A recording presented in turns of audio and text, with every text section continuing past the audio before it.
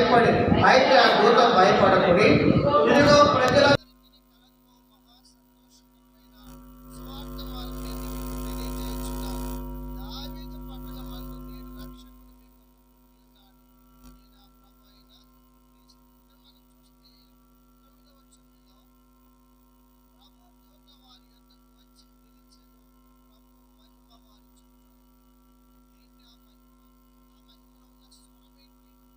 ఆ మహిమలో నుండి వచ్చినటువంటి ఒక పిల్లారా చక్కని వర్తమానం ఏంటంటే, నేడు రక్షకుడు మీ కొరకు పుట్టి ఉన్నాడు. కనుక దేవుని మహిమలో నుండి ఈ భూమి మీదకి రక్షకుడు ఉద్భవిస్తూ వచ్చినాడు. ఆయన మహిమ ఈ భూమి మీదకి యేసు అనే నామం ధరించి భూమి మీదకి వచ్చింది. రాండి లోకాసు వార్త మనం చూస్తే మొదటి అధ్యాయం 76, 79 వచనాలు కలిసి ఉన్నాయి. చూడండి, పైన రాయబడిన మాట నేను చదువుతున్నాను. చీకటిలోను మరణఛాయల్లోను కూర్చుండి వారికి వెలుగిచ్చుటకై ఆ మహావాత్సల్యమును బట్టి పైనుండి ఆయన మనకు అరుణోదయ దర్శనము అనుగ్రహించును. పిల్లరా, ఆయన వాత్సల్యమును బట్టి పైనుండి మనకు అరుణోదయ దర్శనం. దేవుని మహిమ పిల్లరా అరుణోదయ దర్శనం మనకు అనుగ్రహిస్తూ వచ్చింది. కనుక ఆ అరుణోదయ దర్శనమే ప్రభువైన యేసుక్రీస్తు వారు, ఆ రక్షకుడే ప్రభువైన యేసుక్రీస్తు వారు. యెషయా గ్రంథం 60వ అధ్యాయంలోకి వస్తే, దాని యెషయా గ్రంథం 60వ అధ్యాయము చూడండి, నేను చదువుతున్న మాట. యెషయా గ్రంథం 60వ అధ్యాయం 1వ వచనం. నీకు వెలుగు వచ్చి ఉన్నది, లెమ్ము తేజరిల్లుము, యెహోవా మహిమ నీ మీద ఉదయించెను. పిల్లారా, యెహోవా మహిమ నీ మీద ఉదయించెను. కనుక ఏంటి ఆ మహిమ? మనం మొదటి లైన్లో చూస్తాం, నీకు వెలుగు వచ్చి ఉన్నది, లెమ్ము తేజరిల్లుము. ఎవరి వెలుగు? రక్షకుడైన ప్రభువైన యేసుక్రీస్తు వారే. అరుణోదయ దర్శనం ఆయనే, తర్వాత వెలుగు ఆయనే, తర్వాత రక్షణ కూడా అనుగ్రహించిన రక్షణకర్త ఆయనే. ఇంకొంచెం కిందకు వస్తే చూడండి, 2వ వచనం నేను చదువుతున్నాను. చూడుము, భూమిని చీకటి కమ్ముచున్నది, కటిక చీకటి జనములను కమ్ముచున్నది. యెహోవా నీ మీద ఉదయించుచున్నాడు, ఆయన మహిమ నీ మీద కనబడుచున్నది. చాలు. కనుక యెహోవా ఏం చేస్తున్నాడంటే, పిల్లల నీ మీద ఉదయించుచున్నాడు. ఆయన మహిమ నీ మీద, నా మీద, మన హృదయాల మీద ఉదయిస్తూ వచ్చింది. ఆ ఉదయించిన ఆ ఉదయ రక్షకుడే ప్రభువైన యేసుక్రీస్తు వారు. కనుక దేవుడు తన మహిమను ఈ లోకానికి రక్షకుడిగా ఆయన రావడానికి ఆయనను భూమి మీదకి తీసుకుని వచ్చింది. పిల్లారా, ఆ రక్షణ ద్వారానే ఈరోజు మనం ప్రభుని ఆరాధించగలుగుతున్నాం, ప్రభుని ఘనపరచగలుగుతున్నాం. అందుకనే ప్రకటన గ్రంథం 7వ అధ్యాయంలో చూస్తే చూడండి, ఇక్కడ ఒక గొప్ప సమూహము వాళ్ళు ఏం చేస్తున్నారంటే, ప్రకటన గ్రంథం 7వ అధ్యాయము ఒక మాట అందరం కలిసి చదువుకుందాం. ప్రకటన గ్రంథం 7వ అధ్యాయము 9వ వచనానికి రండి. అటు తర్వాత నేను చూడగా, ఇదిగో ప్రతి జనములో నుండి, ప్రతి వంశములో నుండి, ప్రజల్లో నుండి, ఆయా భాషలు మాట్లాడే వారిలో నుండి వచ్చి ఎవడును లెక్కింపజాలని ఒక గొప్ప సమూహము. పిల్లారా, ఇక్కడ ఒక భాష, ఒక కులము, ఒక మతం లేదు. ఆయా భాషల్లో నుండి, ఆయా యొక్క జనాంగములలో నుండి రకరకాల ప్రజలు పిల్లారా అక్కడ చేరి వాళ్ళందరూ ఏం చేస్తున్నారంటే, చూడండి, అందరం కలిసి వారు తెల్లని వస్త్రములు ధరించుకున్న వారై ఖర్జూరపు మట్టలు చేతబట్టుకొని సింహాసనం ఎదుటను గొర్రెపిల్ల ఎదుటను నిలువబడి, సింహాసనాసనుడైన మా దేవునికిని గొర్రెపిల్లకును మా రక్షణకై స్తోత్రమని మహాశబ్దముతో, పిల్లారా మా రక్షణకై స్తోత్రం. కనుక దేవుని వాక్యంలో మనం చూస్తాం, నేడు రక్షకుడు మీ కొరకు పుట్టి ఉన్నాడు. ఆ రక్షకుడే నిన్ను నన్ను వెలిగిస్తూ వచ్చినాడు. ఆయన మన మీద ఉదయిస్తూ వచ్చినాడు. మనలో ఉన్న చీకటిని ఆయన పారదొలుతూ వచ్చినాడు. ఆయన మనల్ని మృతతుల్యమైన స్థితిలో నుండి సజీవమైన జీవము కలిగిన స్థితిలోనికి తీసుకొచ్చినాడు. అంత మాత్రమే కాదు, ఆ రక్షణలో ఉన్న ఆనందాన్ని నీకు నాకు ఇచ్చినాడు. అదే పేతురు భక్తుడు రాస్తున్నాడు, చెప్పనాశక్యమును మహిమాయుక్తమైన సంతోషాన్ని ఇచ్చినాడు. హెబ్రీ పత్రిక రాస్తూ 1వ అధ్యాయం చివరి వచనంలో రక్షణను నీకు నాకు స్వాస్థ్యంగా ఇచ్చినాడు. రాండి, హెబ్రీ పత్రిక 1వ అధ్యాయము చూడండి. హెబ్రీలకు రాసిన పత్రిక 1వ అధ్యాయం చివరి వచనం మనం చూస్తే, హెబ్రీ పత్రిక 1వ అధ్యాయం చివరి వచనం చదవండి ఎవరైనా.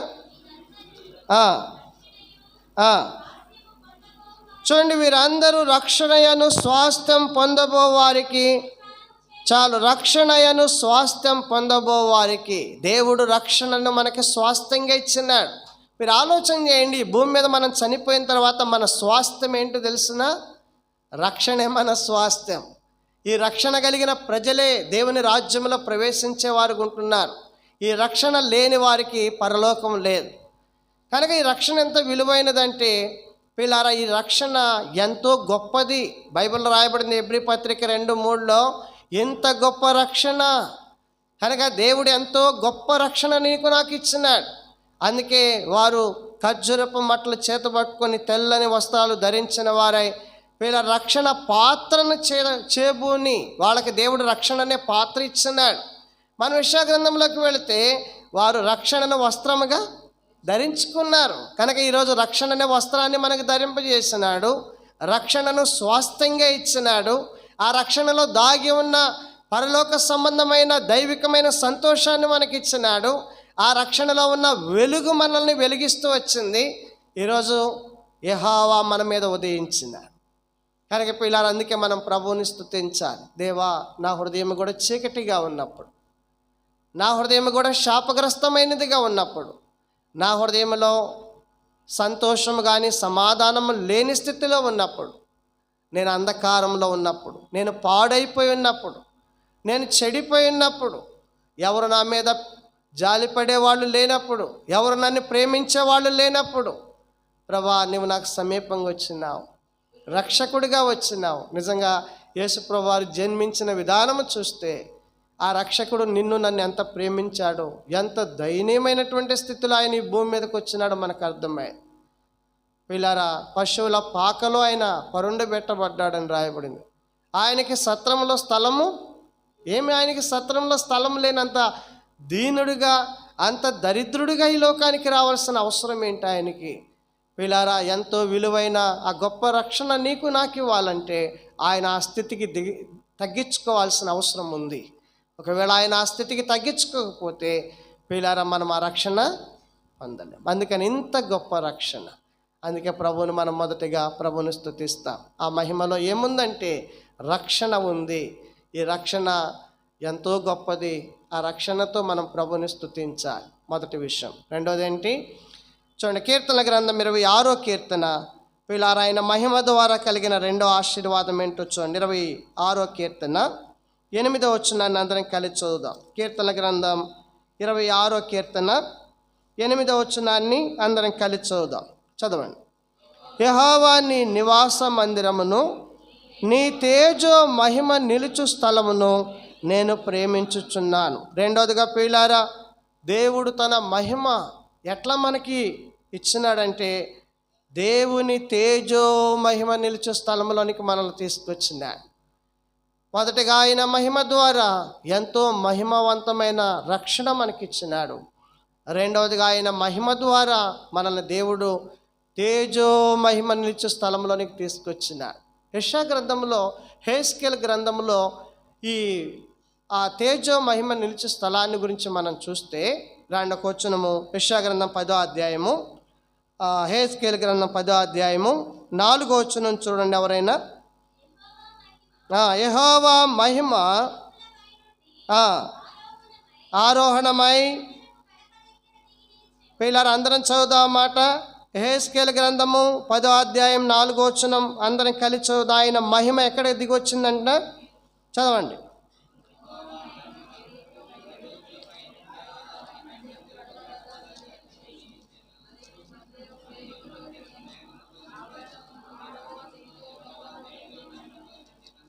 యెషయా గ్రంథం 43కి రాయండి.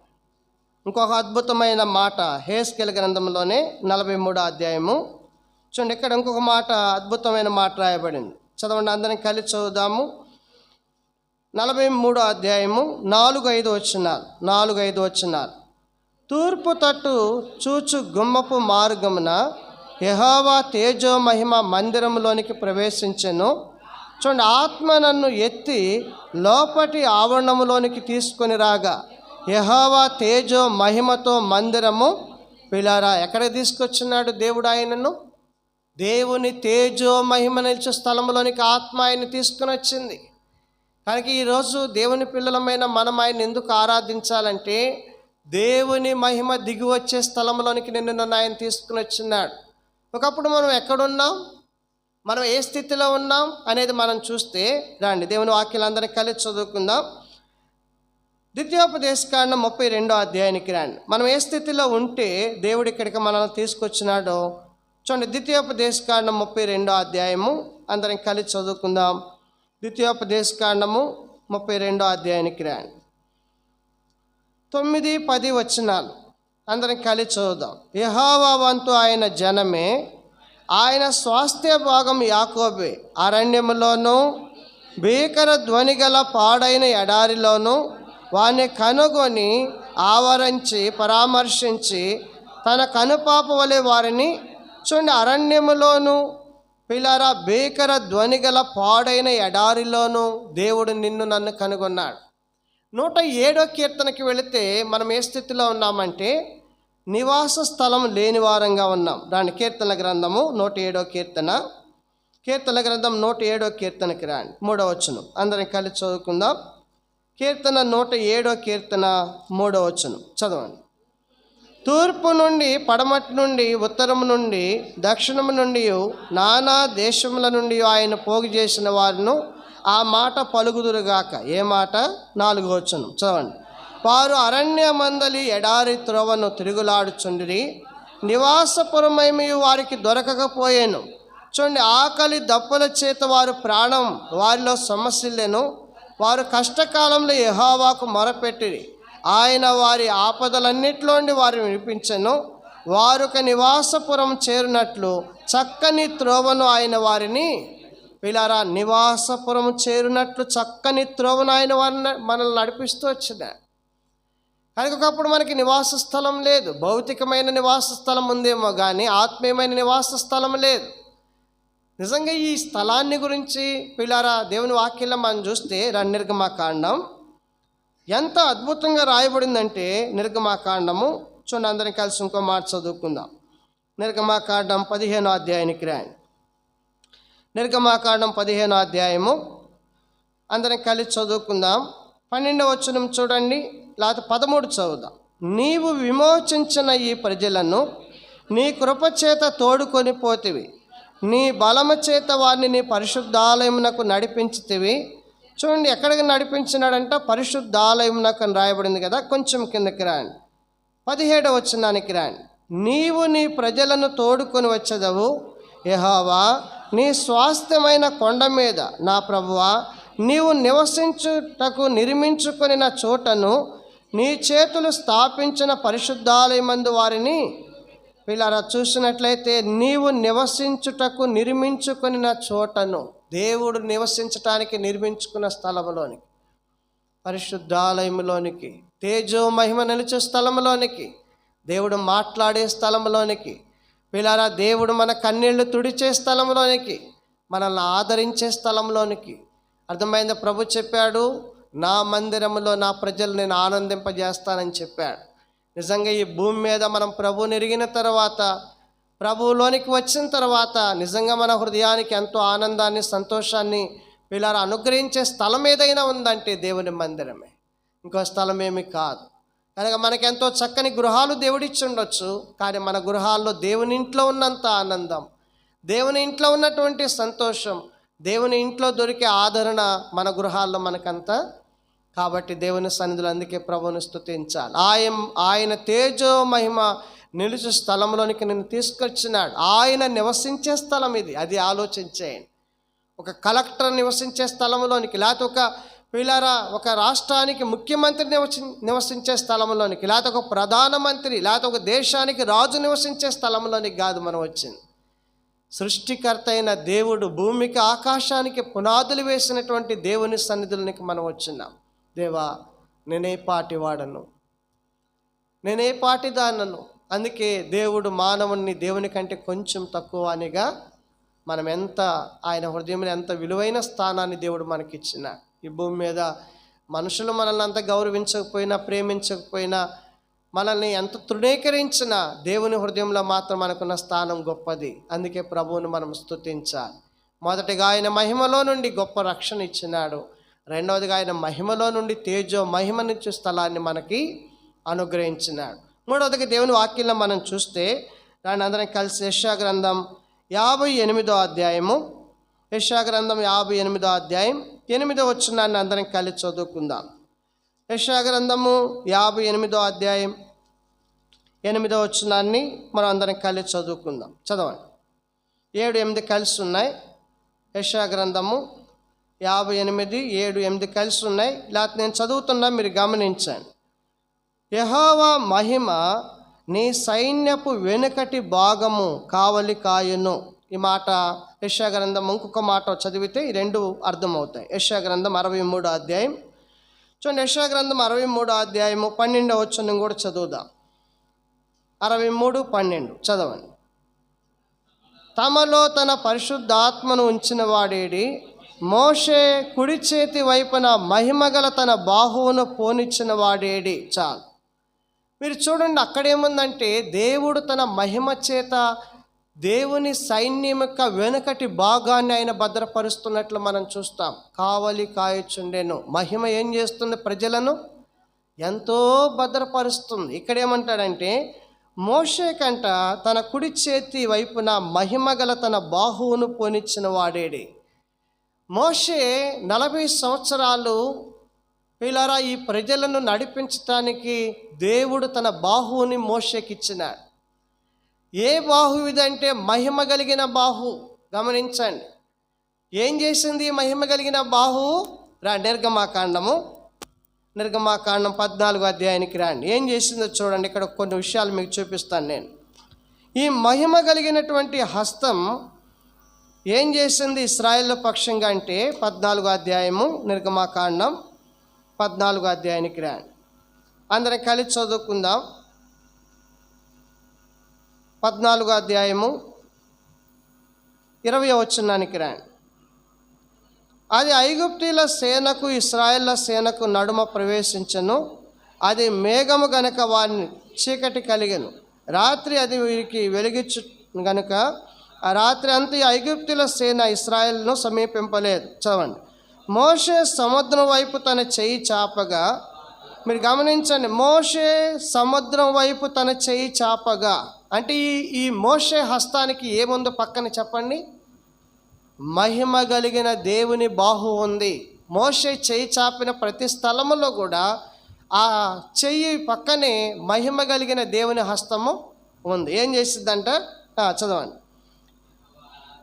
చూడండి. రాత్రి అంతయు బలమైన తూర్పు గాలి చేత సముద్రమును తొలగించి దానిని ఆరిన నేలగా, పిల్లారా ఇశ్రాయేలీలకి ఆటంకమైనటువంటి ఆ యొక్క ఎర్ర సముద్రాన్ని దేవుడు పాయలుగా చేస్తూ వచ్చినాడు. మహిమ కలిగిన బాహువు ఇశ్రాయేలీలు సాగిపోయేదాని కొరకై, పిల్లారా ఇశ్రాయేలీలు దేవునికి దేవుని సేవించేదాని కొరకు సాగిపోయేదాని కొరకై నిజంగా ఎర్ర సముద్రాన్ని దేవుడు ఏం చేస్తున్నాడంటే రెండు పక్కల చూడండి. 22వ వచనం. నీళ్లు విభజింపబడగా ఇశ్రాయేలు సముద్రం మధ్యను ఆరిన నేల మీద నడిచిపోయేది. ఆ నీళ్లు వారి కుడి ఎడమల ప్రక్కన వారికి ఏమైనా పిల్లారా గోడల్లాగా నిలవబెట్టేస్తున్నాడు దేవుడు వాటిని. కానీ ఇప్పుడు ఒక్కసారి ఆలోచన చేయండి. ఆ దృశ్యాన్ని చూస్తుంటే ఎంత అందంగా ఉంటుందో ఆలోచించండి. పైన మేఘాలు, పక్కన నీళ్ళు ఏమన్నా రెండు వైపుల గోడల్లాగా కట్టబడ్డాయి. వాటి మధ్యలో దేవుని ప్రజలు సాగిపోతున్నారు. ఒకళ్ళు కాదు, ఇద్దరు కాదు, 1000 మంది కాదు, 1,00,000 మంది కాదు, కొన్ని లక్షల మంది దానిలో సాగిపోతున్నారు. నిజంగా దేవుని వాక్యంలో మనం చూస్తే ఆ బాహువే లేకపోతే వీళ్ళు ఎక్కడికి వెళ్ళాలి? వీళ్ళు ఐగుప్తీయుల చేతులను ఎలా తప్పించుకోవాలి? వీళ్ళారా వాళ్ళని ఎర్ర సముద్రంలో ఆరిన నేల మీద నడిపించటమే కాదు, కొంచెం కిందకి రాండి. చూడండి 24వ వచనం. అయితే వేకువజామున యెహోవా ఆ అగ్ని మేఘమైన స్తంభము నుండి ఐగుప్తీయుల దండు వైపు చూచి ఐగుప్తీయుల దండును ఏం చేసింది? పిల్లరా బాహువే దేవుని ప్రజలకు శత్రువులైనటువంటి వారిని కలవరపరుస్తూ వచ్చింది. వారి హృదయాల్లో నెమ్మది లేకుండా చేస్తూ వచ్చింది. ఇంకా చెప్పాలంటే ఆ బాహువేళతో ఏం చేస్తూ వచ్చింది? యుద్ధం చేస్తూ వచ్చింది. 25 వారి రథచక్రములు ఊడిపడినట్లు చేయగా వారు బహు కష్టపడి తోలుచుండ్రి. అప్పుడు ఐగుప్తీయులు ఇశ్రాయేళ్ల ఎదుట నుండి పారిపోదము రండి, యెహోవా వారి పక్షము మనతో యుద్ధము. పిల్లార, ఈ బాహువే ఇశ్రాయేలీల కొరకై పోరాడినట్లుగా శత్రువులతో మనం చూస్తాం. దేవుడు ఇశ్రాయేలీల జీవితంలో అనుగ్రహించిన విజయము ఎంతో గొప్పది. ఈ బాహువు లేకపోతే ఇశ్రాయేలీలకు విజయం లేదు. ఈరోజు మన జీవితాల్లో ఎన్ని పిల్లారా శోధనలు, ఎన్ని శ్రమలు, ఎన్ని కష్టాలు, ఎన్ని బాధలు, ఎన్ని అనారోగ్య పరిస్థితులు, ఎన్ని తట్టుకోలేని పరిస్థితులు దాటి ఇక్కడికి వచ్చినాం. ఎన్ని రకరకాల శోధనలపైన దేవుడు మనకు విజయం ఇచ్చినాడు. ఎన్ని రకాలుగా శత్రువు మన మీద దాడి చేసినప్పుడు వాటన్నిటినీ జయించే ఆ జయ జీవితాన్ని దేవుడు నీకు అనుగ్రహించినాడు. ఎన్నిసార్లు దేవుని సన్నిధికి రాకుండా చేయడానికి, ఎన్నిసార్లు దేవునికి మహిమకరంగా జీవించకుండా చేయడానికి శత్రువు మన మీద దాడి చేసినాడు. అయినప్పటికీ కూడా దేవుడు తన బాహువును, మహిమగలగ బాహువును ఏం చేసినాడు తెలిసిన? శత్రువులు హతం మార్చేసింది ఆ బాహువు. చూడండి, అందరినీ కలిసి చదువుదాం. 26వ వచనం.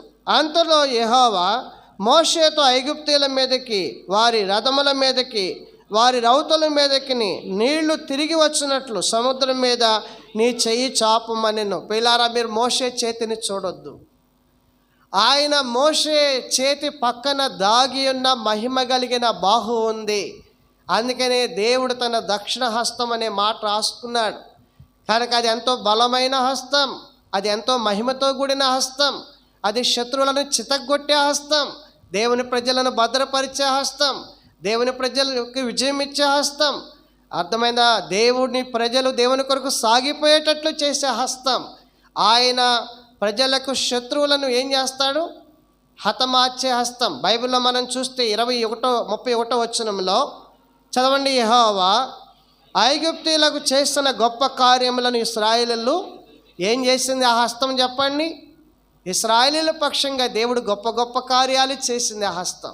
చివరికి శత్రువులను ఏం చేసింది అంటే, చదవండి, ఆ చివరిలో రాయబడింది 30వ వచనం చూడండి. ఇశ్రాయేలీయులు చచ్చిన ఐగుప్తీయులను సముద్ర తీరమున అందరినీ కూడా హతమారుస్తూ వచ్చింది.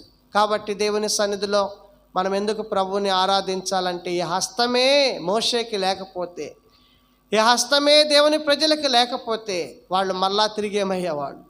ఖచ్చితంగా ఎక్కడి నుండి వచ్చినారు? 430 సంవత్సరాలు వారి ప్రాణాలు విసికించిన స్థలం అది ఐగుప్తు. వాళ్ళను ఆత్మీయంగా, భౌతికంగా నష్టపరిచిన స్థలం అది ఐగుప్తు.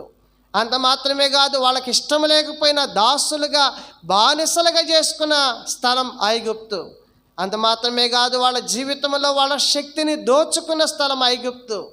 పిల్లారా, వాళ్ళకి కలిగినవన్నీ కూడా పాడు చేసిన స్థలం ఐగుప్తు. ఈనాడు మన జీవితంలో, లోకంలో ఎంతగా మనల్ని శత్రువు నష్టపరిచినాడో మనకు తెలుసు. దేవుని హస్తము ద్వారా ఆ పరిస్థితులన్నిటి నుండి దేవుడు మనల్ని బయటకు తీసుకొచ్చినాడు. అందుకే ప్రభువుని స్తుతించాలి. దేవా, ఎంత నీ మహిమ గల హస్తం చేత నా జీవితంలో ఎన్ని గొప్ప కార్యాలు చేసిన. ఇక్కడ కూర్చున్న నీ జీవితంలో ఒక్కసారి నువ్వు ఆలోచన చేసుకుంటే, పిల్లారా, నీ జీవితంలో దేవుడు ఎన్ని గొప్ప కార్యాలు చేసినాడో అవన్నీ ఒకసారి తలబోసుకుంటే ప్రభువును నువ్వెంత ఆరాధించగలవు, నువ్వెంతగా ఆయన్ని గణపరచగలవు. బైబిల్లో రాయబడింది, నా ప్రాణమా ఆయన చేసిన ఉపకారంలో దేనిని. ఎందుకు చెప్తున్నాడు భక్తుడు ఆ మాట? ప్రాణముతో నా అంతరంగంలో ఉన్న సమస్తమా అంటాడు. ఆయన చేసిన కార్యములలో దేనిని మర్చిపోవద్దు. అంతరంగంలో ఉన్న సమస్తమా, నా ప్రాణమా, నా యొక్క ఆత్మ ప్రాణ దేహములతో నా ప్రభుని గణపరుస్తానంటాడు భక్తుడు. కనుక నీవు కూడా ప్రభుని ఆరాధించే దాని కొరకు ఆయన హస్తం నీ కొరకు ఎన్నిసార్లు చాపాడు, ఎన్నిసార్లు ఆయన హస్తము ద్వారా నిన్ను ముందుకు సాగిపోయేటట్లు చేస్తున్నాడు. అవన్నీ నువ్వు జ్ఞాపకం చేసుకుని ప్రభుని స్తుతించాలి. కాబట్టి మూడవదిగా పిల్లారా, ఆయన మహిమ కలిగినటువంటి ఆ యొక్క హస్తము ద్వారా దేవుడు చేసిన కార్యాలను మనం జ్ఞాపకం చేసుకోవాలి. ఇది ఎన్నోది? మూడవది. మహిమ ద్వారా రక్షణ, రెండవదిగా మహిమ ద్వారా తేజో మహిమ నిలిచే స్థలం, మూడవదిగా మహిమ ద్వారా విజయాలు లేకపోతే గొప్ప కార్యాలు మన జీవితంలో ఆయన చేస్తూ వచ్చినాడు. నాలుగోది ఏంటి చూడండి, దేవుని వాక్యంలో యోహాను సువార్త 2వ అధ్యాయం 11వ వచనానికి రండి. యోహాను సువార్త 2:11 అందరం కలిసి చదువుకుందాం. 2:11 చదవండి. గలిలయలోని కానాలో యేసు ఈ మొదటి సూచక్రియను చేసి తన మహిమను బయలుపరచెను. అందువలన ఆయన శిష్యులు ఆయన యందు ప్రియులారా దేవుడు తన మహిమను బయలుపరిచినాడు. ఏంటి మహిమ? మనకు తెలుసు, నీళ్లను ద్రాక్షరసంగా మార్చినాడు. అది ఆయన మహిమ. గమనించండి, ఏదైతే అక్కడ లేదో దానిని ఆయన ఏం చేసినాడు? చేయగలుగుతూ వచ్చినాడు. నిజంగా అబ్రహాము శారాల జీవితంలో మనం గమనించాలి. వాళ్ళు ఏమనుకున్నారంటే మా శరీరాలు మృతతుల్యమైనవి కదా.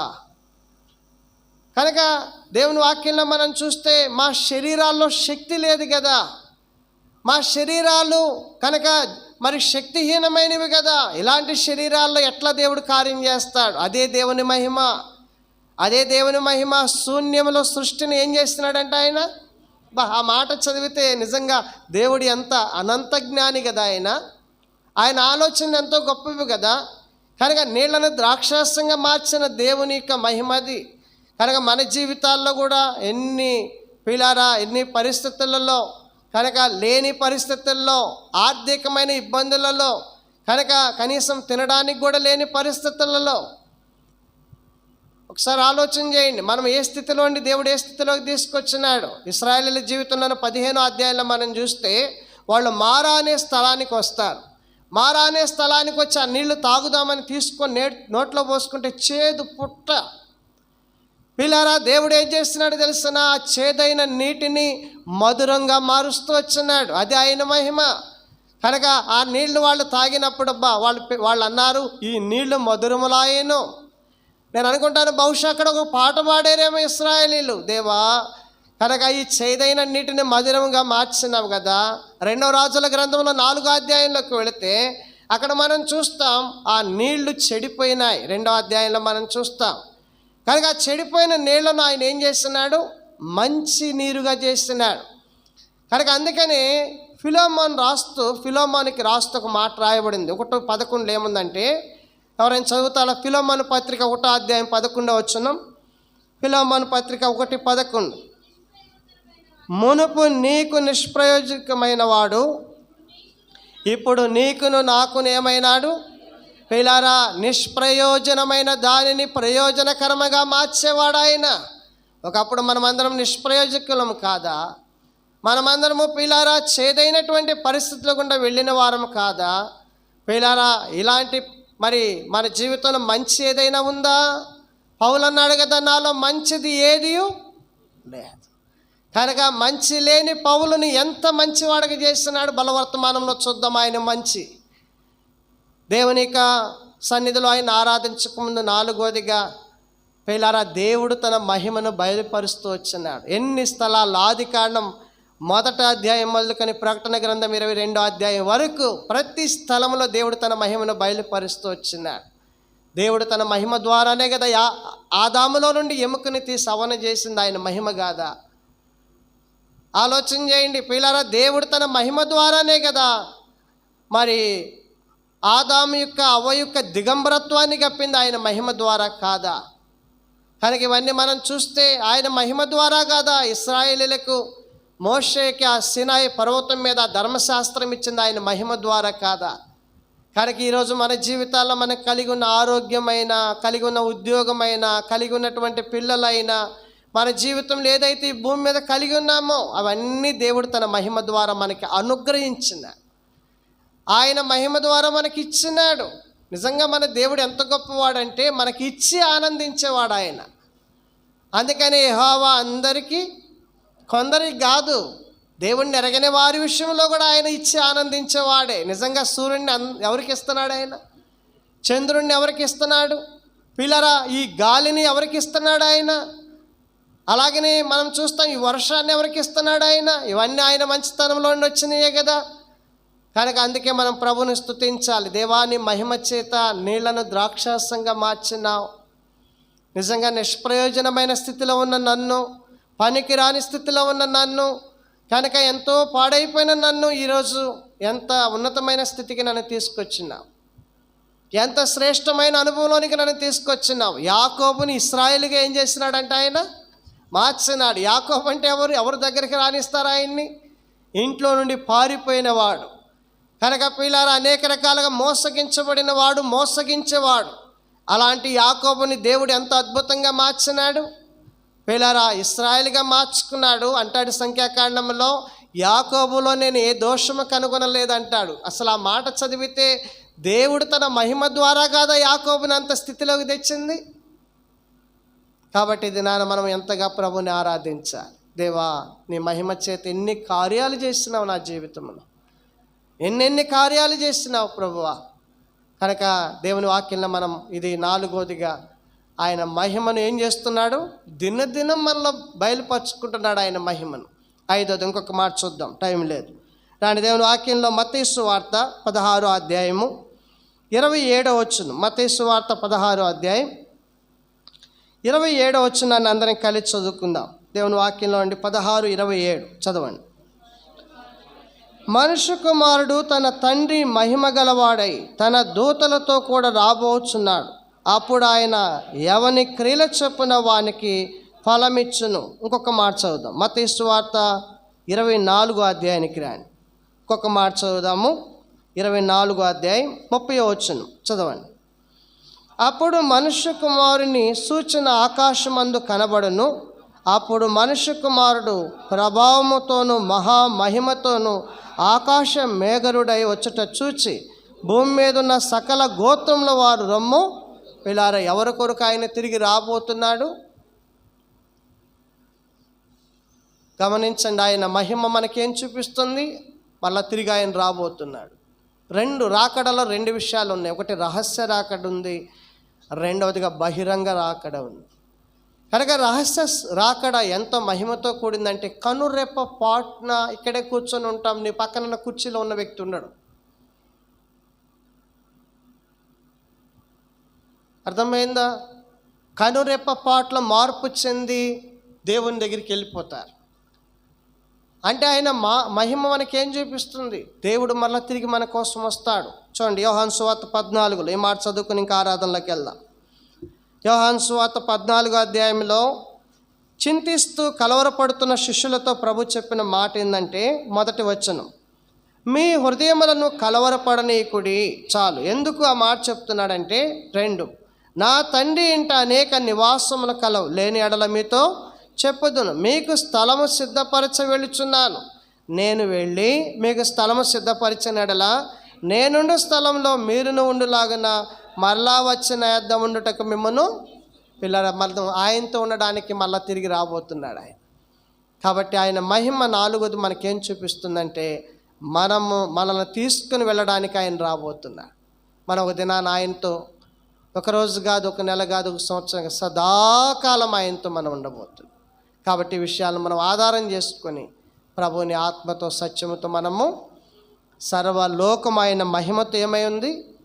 నిండి ఉన్నది. మనం లేచి నిలబడదాం, ఒక 2 వచనాలు పాడుకుందాము. పాటలో సహాయపడిన బ్రదర్స్ రాండి.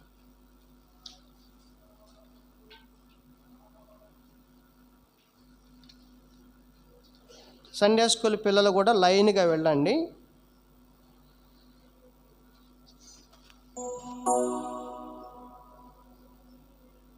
పాట సంఖ్య 10 పాటలు పుస్తకంలోండి.